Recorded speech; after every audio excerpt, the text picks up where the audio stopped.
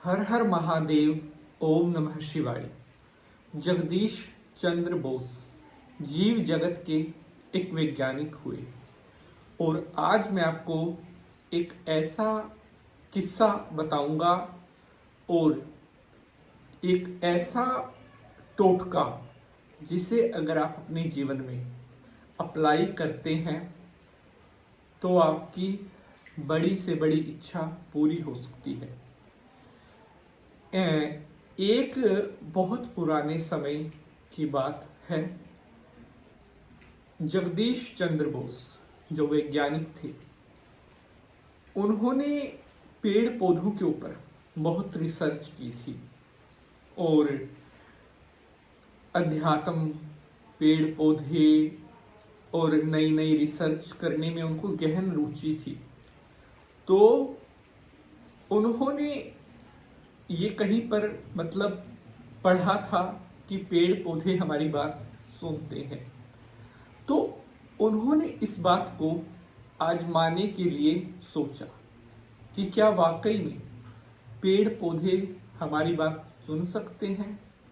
क्योंकि आप देखिए, अगर आज आपने कोई छोटा सा पौधा लगाया तो कल को वो इतना इतना और एक दिन वो बहुत बड़ा हो जाता है, लेकिन वो आपको बड़ा होता हुआ तो दिखाई दे रहा है, लेकिन खाता हुआ, पीता हुआ, सांस लेता हुआ आपको नहीं दिख रहा है, लेकिन फिर भी वो बड़ा हो रहा है।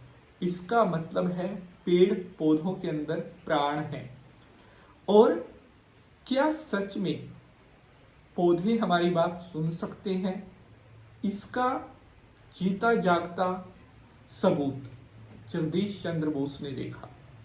तो हुआ क्या, उन्होंने एक पौधा लगाया हुआ था जो कांटेदार पौधा था।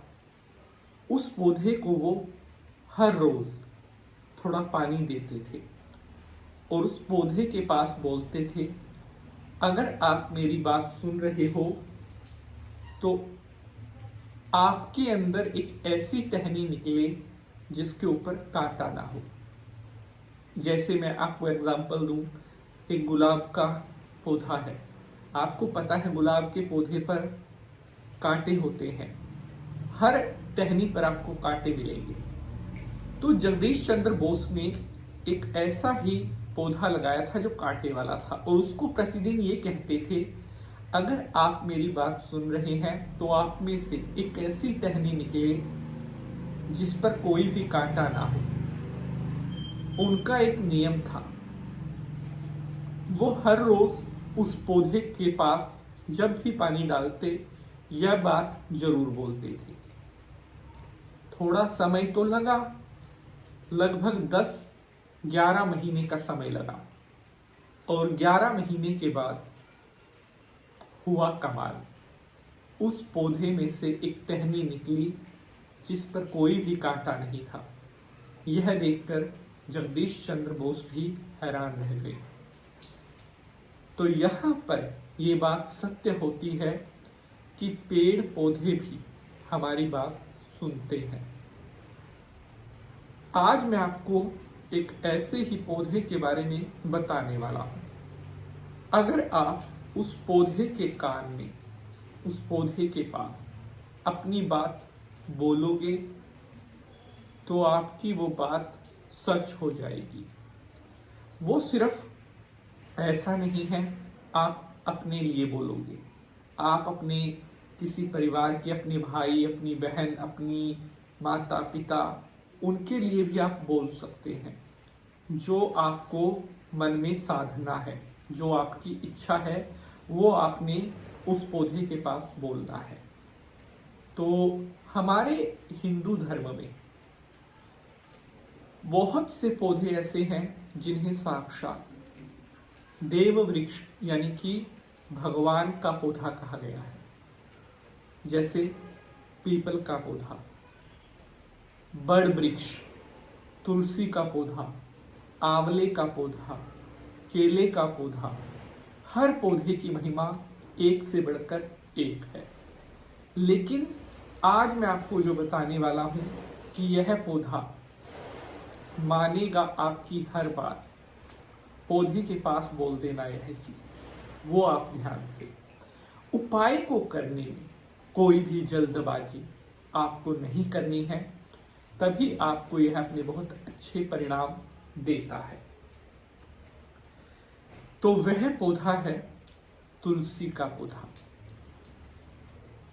आपने हर सुबह थोड़ा सा जल, ज्यादा जल नहीं डालना है, क्योंकि अगर आप तुलसी के पौधे में ज्यादा जल डालोगे तो वह मुरझा जाता है। कितना जल डालना है? 5 से 7 बूंद जल की। रविवार को नहीं डालना है। और अब आप एक क्या करें, इसके साथ आप एक काम और करें। भोजपत्र आप ले आए। पूजा पाठ की जो दुकान होती है वहां से आपको भोजपत्र मिल जाएगा। उस भोजपत्र के ऊपर आपने पीले पेन के साथ अपनी इच्छा लिखनी है, जो आपकी मनोकामना है, जो तुलसी से आपने बोली। उस भोजपत्र पर अपनी वह इच्छा लिखकर और उस भोजपत्र को फोल्ड करके तुलसी के पास थोड़ी सी मिट्टी हटाकर और वहां पर आपने रखना है। ऊपर थोड़ी मिट्टी डाल देनी है, कोई कंकड़ रख दें जिससे वह वहां से हिले ना, हवा से हिले ना। अब आपने प्रति सुबह तुलसी में थोड़ा जल डालते हुए जो अपनी मनोकामना आपने भोजपत्र पर लिखी हुई थी, वही मनोकामना तुलसी के पौधे के पास भी हर सुबह बोलनी है। यह टोटका आपको प्रतिदिन करना होगा। सिर्फ रविवार का दिन जो बीच में आएगा वह दिन छोड़ना है, और ये एक बार आजमा कर देखिए, आपके सामने ही आपकी इच्छा पूरी हो जाएगी। मिलकर बोलेंगे जय तुलसी माता।